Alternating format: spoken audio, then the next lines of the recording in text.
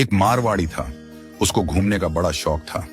अब वो घूमते घूमते एक ऐसे राज्य में चला गया जहां पर क्या था, हर 5 साल में राजा चुना जाता था, पर चुनाव का तरीका अनोखा था। एक हाथी आता, सूंड में माला लेकर, और सबके बीच घूमता था। जिसके गले में वो माला डाल देता वही राजा बनता था। अब क्या हुआ, हाथी आया माला लेकर, थोड़ी देर इधर उधर देखा और जाकर माला इस मारवाड़ी के गले में डाल दी। मारवाड़ी हैरान, अरे भाई, मैं तो घूमने वाला आदमी हूं, ये कहां फंसा दिया। खैर, उसे राजा बना दिया गया, सिंहासन पर बिठाया गया। राजपुरोहित आया, तिलक करते हुए शर्तें सुनाने लगा। भैया, आपको 5 साल के लिए राजा बनाया जा रहा है, लेकिन 5 साल पूरे होते ही आपको यहां से सैकड़ों किलोमीटर दूर एक उफनती नदी के किनारे छोड़ दिया जाएगा।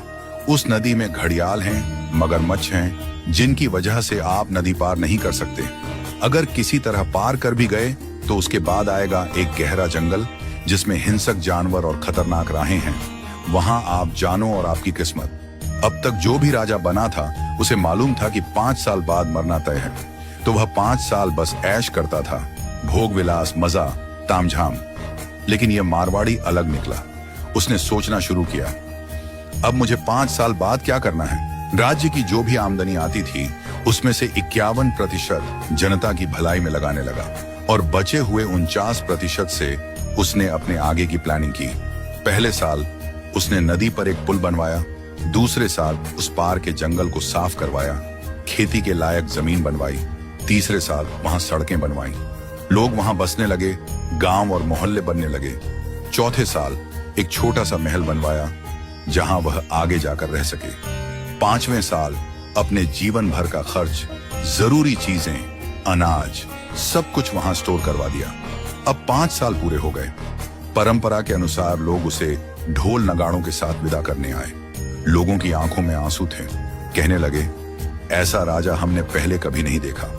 वो राजा था मारवाड़ी, शांत मुस्कान के साथ सबको प्रणाम किया और उस पुल पर चढ़ गया जो उसने खुद बनवाया था। लोग अवाक रह गए। हजारों राजा आए गए, मारे गए, लेकिन ये पहला राजा था जो भवसागर को पार कर गया। कथा का संदेश, हम सभी इस धरती पर सीमित समय के लिए आए हैं। ये जीवन 5 सालों की तरह है। जो इस समय को मौज में घंवा देता है वो अंत में उस भवसागर में गिरता है जहां मगरमच्छ, घड़ियाल, दुख और पीड़ा है।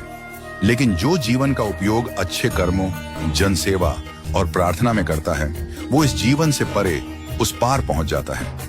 तो आज ही से भवसागर पार करने के लिए अपना पुल बनाना शुरू कीजिए, ताकि जब आपका